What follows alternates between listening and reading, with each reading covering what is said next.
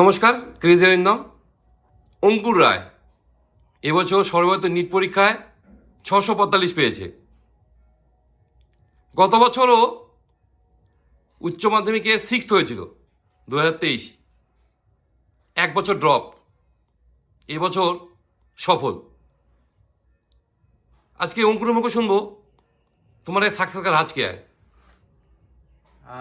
Continuously পড়তে থাকলেই হয়ে যাবে, এবং আমাদের যা কোচিং ছিল, কোচিংয়ের মডিউলের স্টাফগুলো করলেই হয়ে যাবে। কোচিংয়ের লেকচার যা আছে, নোট রিভিশন করলেই হয়ে যায়।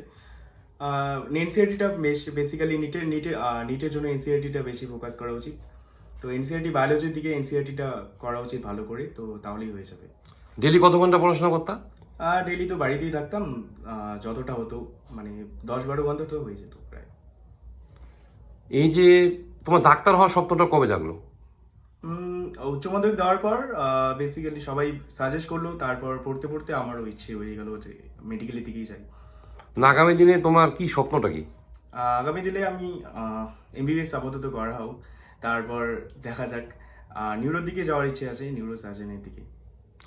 যারা এই বছর তো প্রায় 24 লাখ ছেলে মেয়ে পরীক্ষা দিছিল, তো একটা এজেরও একটা বিরাট বার ছিল এবার।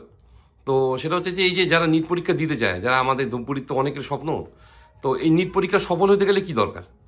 কনস্ট্যান্টলি পড়লেই হয়ে যাবে, মানে অত চাপ নিয়ে লাভ নেই। যা ডেলি কার্ডটা ডেলি করলেই হয়ে যাবে। কনস্ট্যান্টলি শুধু পড়তে হবে, ডেলি পড়তে হবে। এই পড়ার ফোকাসটা কিভাবে আসে? আর পড়ার ফোকাসটা ডেলি পড়তে পড়তে হয়েই যায়, তেমন কোনো দিন না। এখন দেখতে হবে যে 1 বছর না কিছু না বললে হবে না। কিছু 1 বছর না হয় বাদই দিলাম, কিছু সব কিছু থেকে বাদ দিয়ে 1 বছরটা করলেই হয়ে যায়।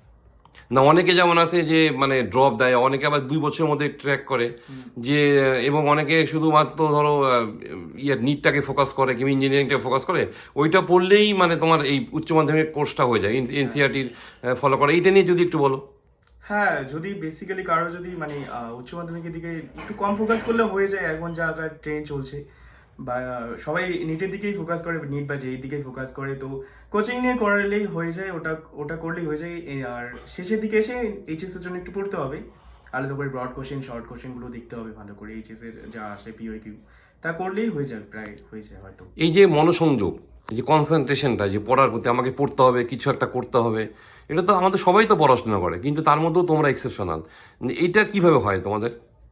এটা পড়তে পড়তে হয়ে যায়, রেগুলার পড়ার বেসিসে হয়ে যায়।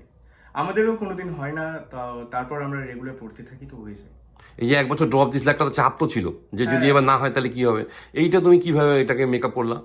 হ্যাঁ, চাপ ছিল, বাট মানে চাপটা আমার কাছে ছিল। প্যারেন্টের দিক থেকে কোনো চাপ ছিল না, আর তেমন ছিল না, চাপ ছিল না, বাট আমি করে নিয়েছি, ওটা হয়ে যায়। তুমি মানে তুমি কত ভাবছিলা পাবা আর কত পেয়েছো, এটা আমার ডিফারেন্স কত? আমি 650 দিকে টার্গেট ছিল, মানে প্রিভিয়াস এর অনুযায়ী 650 একটা ডিসেন্ট মার্ক ছিল, কিন্তু এবছর হঠাৎ করে কাট অফ এতটা বেড়ে গেলো, আমরা তো আশা করিনি। আমরা 650 হিসেবেই পড়েছিলাম, মানে বেসিক্যালি আমি 650 হিসেবেই পড়েছিলাম, তো 650 কাছাকাছি পেয়ে গেছি, তো এটা আমি স্যাটিসফাইড। বাট র্যাঙ্কটা একটু ডিফার করে গেছে। তোমাকে একটা কথা বলি, সেটা হচ্ছে যে আমরা অনেকের মুখে শুনি যে এরকম জায়গা একটা ফ্যাক্টর। তোমার কি মনে হয়, জায়গা ফ্যাক্টর না নিজ ইচ্ছাটা ফ্যাক্টর? জায়গা তো কোনো ফ্যাক্টর করে না, ইচ্ছেটাই ফ্যাক্টর। আর এখন অনলাইনের যুগ, তো ইন্টারনেট কানেকশন থাকলেই একদম সবকিছু, মোবাইল ফোন আর ইন্টারনেট কানেকশন, ব্যাস সবকিছু, গোটা দুনিয়ায় খোলা থাকে। একটা দেখেন, একটা প্রত্যন্ত এলাকায় একটা ছেলে থাকে, সে বলতেছে শুধু ইন্টারনেট যদি কানেকশন থাকে জায়গা কোনো ফ্যাক্টর না, ইচ্ছা যে যদি থাকা যায় তাহলে সবই সম্ভব। আজকে ধূপগুড়ি থেকে মানে 6জন নিটে সুযোগ পেয়েছে, এটা ধূপগুড়ি পক্ষ একটা দারুণ খবর। এবং থ্যাংক ইউ ফিজিক্সওয়ালা, কারণ ফিজিক্সওয়ালার জন্যই আজকে কিন্তু এই ধরনের সফলতা। আগামীতে এদেরকে দেখে বহু ছেলে উদ্বুদ্ধ হবে, এবং যারা ধরো সামনের বার পড়বে তাদেরকে 1-2টা টিপস দাও, যে মানে যারা নিটে যারা সফল হয়েছে তাদেরকে একটা টিপস দাও যে কিভাবে পড়বে। কনস্ট্যান্টলি পড়তেই হবে, ডেলি পড়তে হবে। 1-2 দিন বাদ যাবে, মানে ডেলি রেগুলার বেসিসে পড়লেই হয়ে যায়। আর এনসিআরটির দিকে বেশি ফোকাস দিতে হবে, মানে বায়োলজির ক্ষেত্রে, বায়োলজি আর কেমিস্ট্রির ক্ষেত্রে। ফিজিক্সের জন্য এনসিআরটি দরকার নেই, হয়ে যায়, নিউমেরিক্যালস করলেই হয়ে যায়।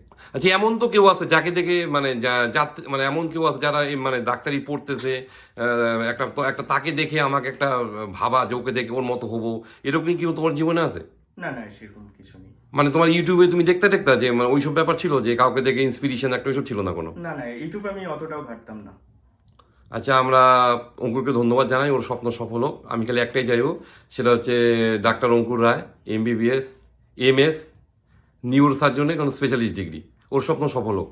আমরা ওর পাশে থাকবো।